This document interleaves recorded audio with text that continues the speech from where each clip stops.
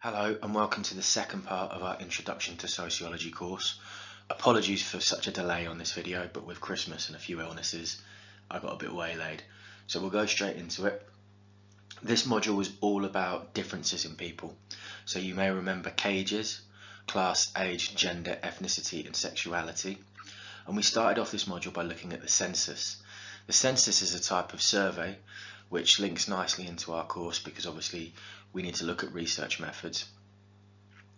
People fill it in, so they get this big pack, lots of questions, they fill it in, and they have to basically tell the government who they are and all these different aspects of their life every 10 years.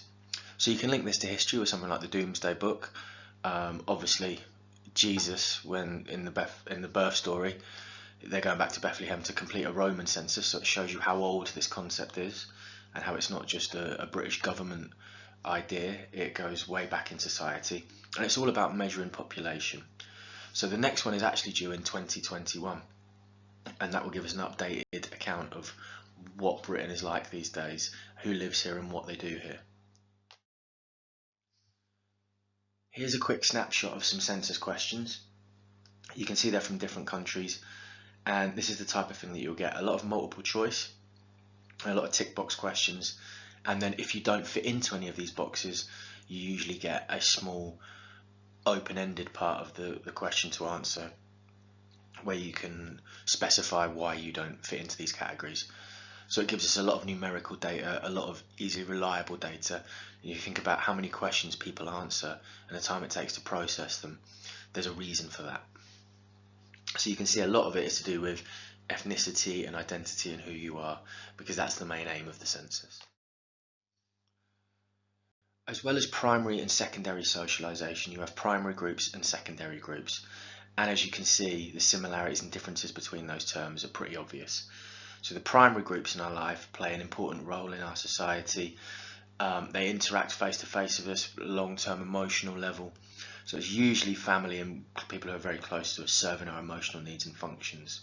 Secondary groups can be friends at work, friends at school, colleagues, people who maybe we interact with to achieve something, but they're not around for all of our life or in a particularly close way.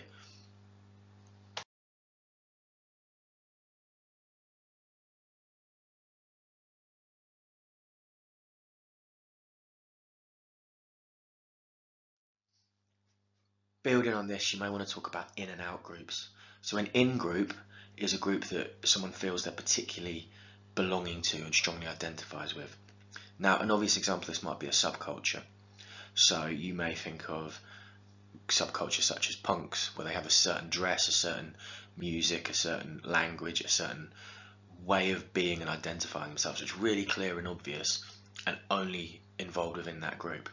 An out group is a group that someone doesn't belong to, so it may be that you feel negative towards them or competition. So you may want to think about the recent election and a lot of talk about others and other people, and they would be seen as out groups to the people who feel negatively about them often. I'm sure if you sat down and made lists, it would be very easy to make a list of in and out groups for yourself, for other people, and see the obvious differences. The next concept you need to look at is our status in society. Basically, it's how high or low we are in the society and where we fit in. Now, this can vary depending on your social situation too. You may have a very high status within your family, but a different status when you go to school or when you go to work or when you're in the outside world. And lots of different factors can combine to decide what your status is in any given social situation. So the amount of money you have, how popular you are within a group, where you live, the job that you do, what your family is like, your education, all of those things, depending on the social situation, can dictate your status and dictate your status generally in society. So it's really good if you can get the difference between a status as a fixed concept in the whole of society and status as you move around in different social situations. It's always really good to think about case studies when you want to think about status and social mobility. So we looked here at Bugsy Malone, local to us, relatively speaking, comes from a very low status background, and we may want to apply cages here. and the stereotypes around that and the labelling, things such as poverty, criminality, and his life experiences and how he's turned that around and become very high status, increasingly so. He's getting richer and richer and more famous as time goes on. And he talks about how he linked that to who he was and his identity. And he's obviously very, very famous and very, very important to some people, less so to others, but overall he still has a fairly high status. And we can see part of that is linked to his social mobility, where he's come from and where he's at now. The concept of poverty is one which sounds really obvious, simply having no money, but poverty is something in sociology that's not just absolute poverty, as we call it, just having nothing, having no resource, no money. There are other types of poverty too, such as relative poverty, where you're poorer than everyone else around you, for example. And poverty has a lot of connotations, a lot of labelling and stigma around it too. So you may want to look at these definitions, look at these texts, and decide for yourself, what do you mean when you're talking about poverty? What might sociologists mean, and how can it tell us about our society, whether it's the rates of poverty, whether it's who experiences poverty, or both.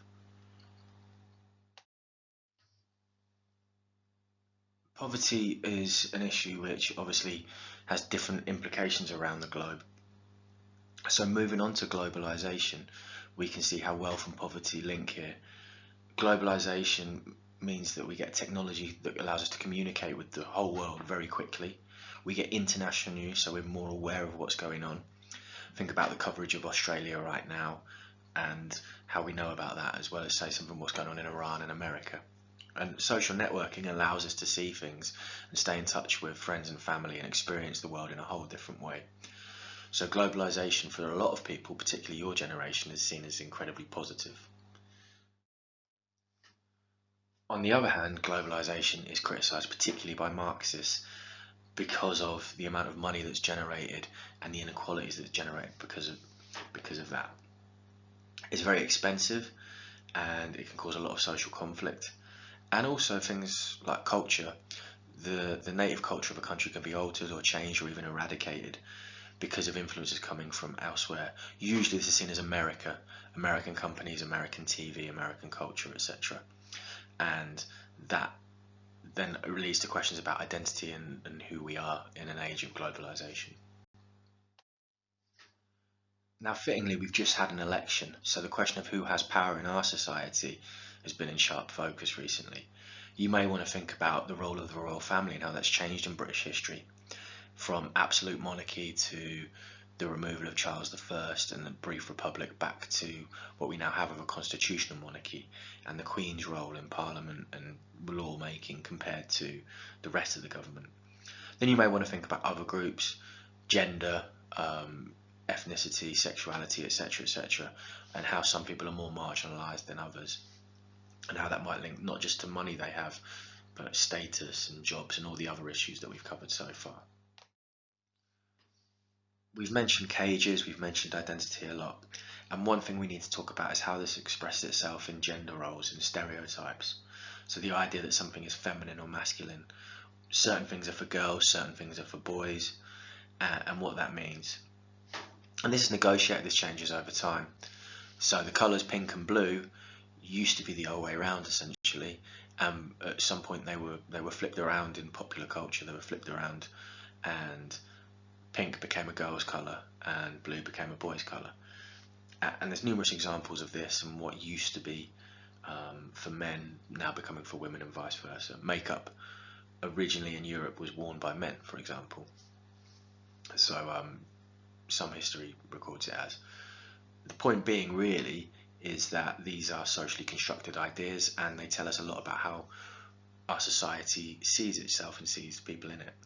So when you want to think about anything in sociology, you may want to come back to gender and think, well, how does this affect a male and a female? And with a lot more discussion and a lot more ideas around LGBT, trans community and things like that come into the fore, there's a lot of changes happening here and a lot of changes to language and ideas as well. So that's another area you may want to consider.